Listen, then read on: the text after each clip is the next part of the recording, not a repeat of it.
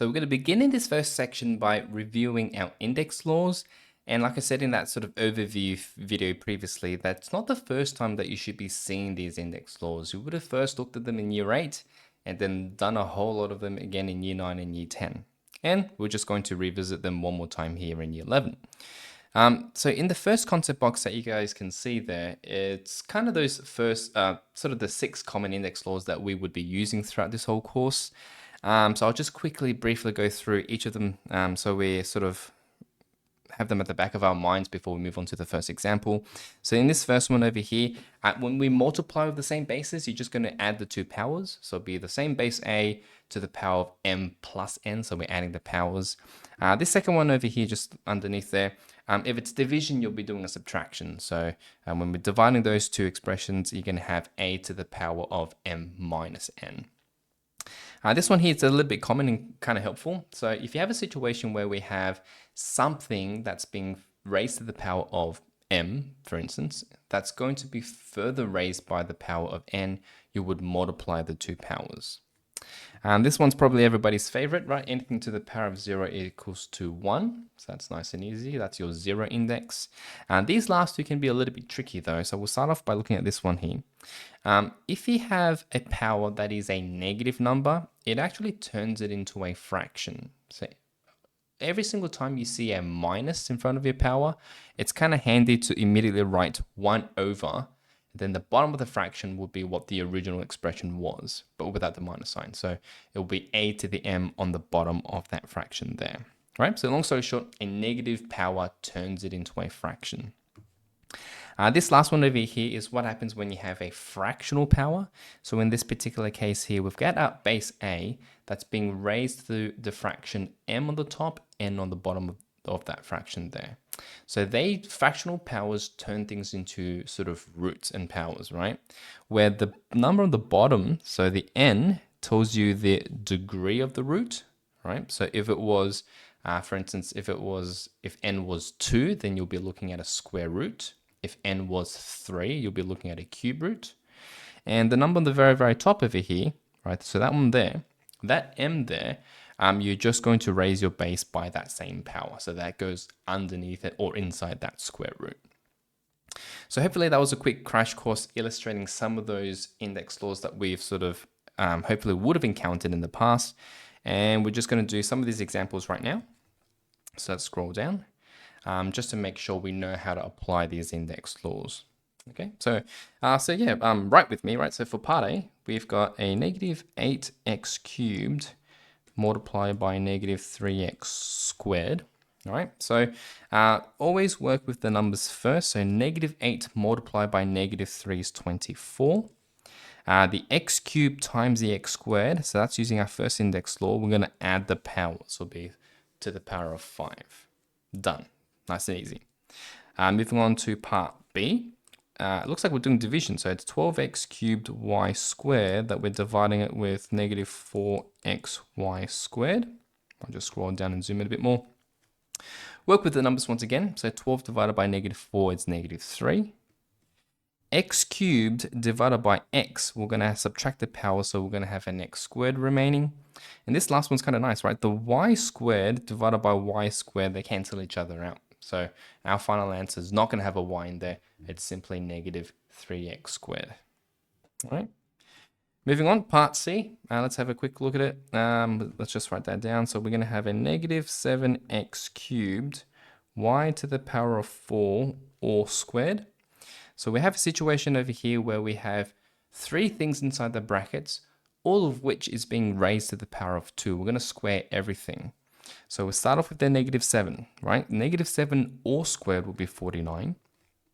X cubed raised to the power of 2, we're going to multiply our power. So that's using that third index law that we saw in that concept box.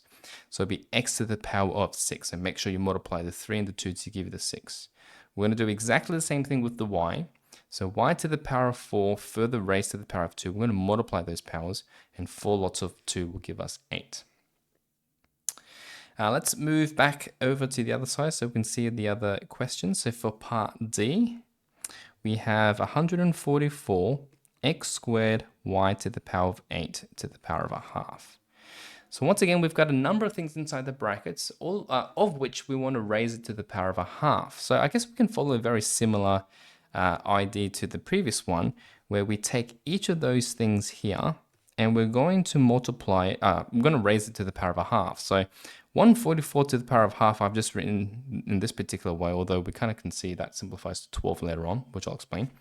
The x squared further raised to the power of a half, so you're going to multiply the 2.5, so that will give me 1.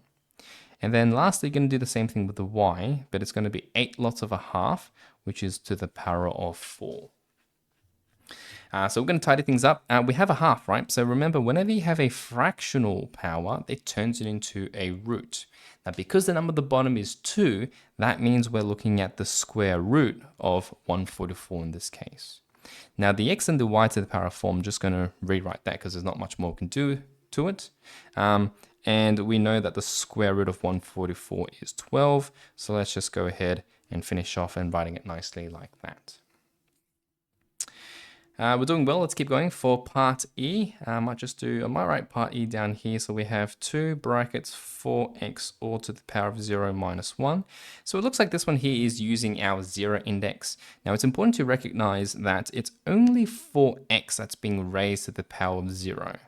So it's only this little part in the middle here that will simplify to 1 because that's what the 0 index does. So we're going to have 2. This becomes 1. And then minus 1, because that was there in the original question. 2 times 1 minus 1 gives us 1 as an answer. Okay, let's keep going. Looking at part F, the last one. So this one's a bit interesting. We've got 16x to the power of 4 raised to the power of negative 3 on 4. So we can do something very similar to parts C and D that you can see on the top left of your screen there, where we have a situation where we have a couple of things inside the brackets that's being raised to a power. Now the power is negative 3/4, which looks a little bit strange or awkward to work with, but we follow exactly the same steps. Each of those things need to be raised by that power, which in this case is negative, negative 3/4. Let me just write that nicely. Negative 3 on 4. Now, a couple of things I'm going to mention here. The first thing I'm going to mention is how to go about simplifying this 16 to the negative 3/4.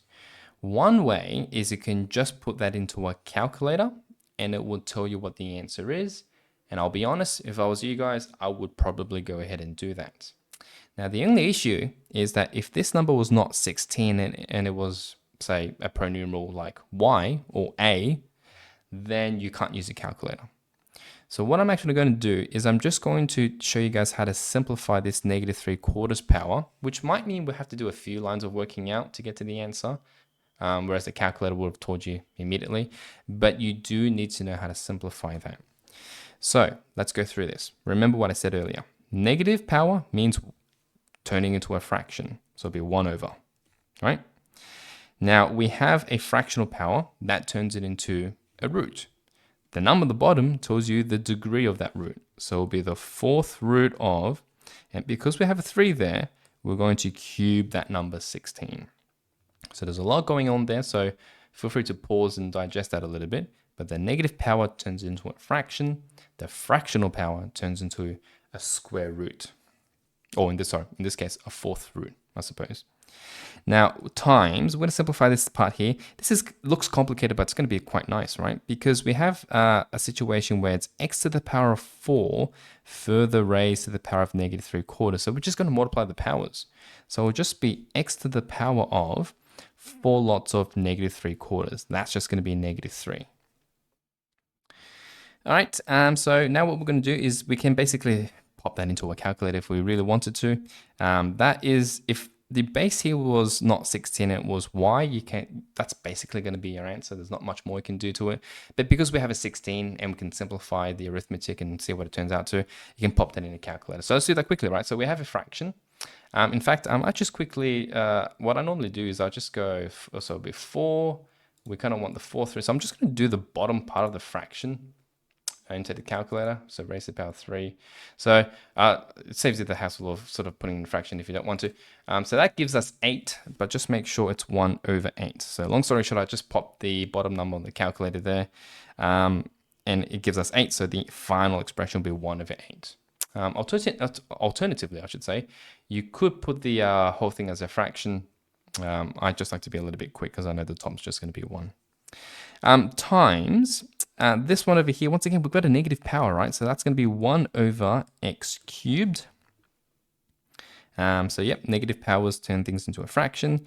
And one thing we can do to make it look a little bit nicer is we can write it as 1 whole fraction, and the two things on the bottom of the fraction will just go together like that. So it looks nice and neat. So that's a recap of your index laws. Hopefully that was a good enough sort of recap in how to use them in these various situations. Hey everybody, if this video helped you, make sure you subscribe to the channel. It supports the channel and helps me keep making more free content for you. I'll see you guys next time.